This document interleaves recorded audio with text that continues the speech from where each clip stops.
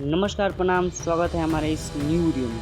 सभी को बता दें कि पवन सिंह के मैटर के लिए बहुत ही बड़ा अपडेट है।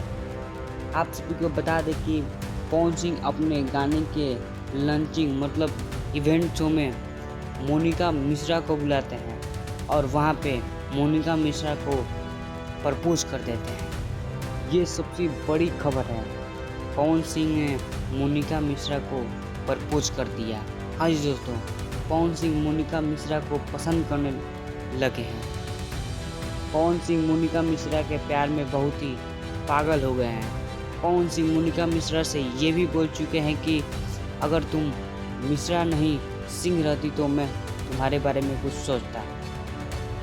40 साल के पवन सिंह 20 साल की मोनिका मिश्रा को प्रपोज करती है। ये सबसे बड़ी खबर है आप सभी के बीच में।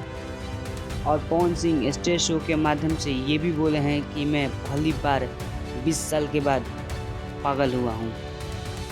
आप सभी देख सकते हैं पवन सिंह मोनिका मिश्रा के साथ कैसे एंजॉयमेंट कर रहे हैं इवेंट शो में।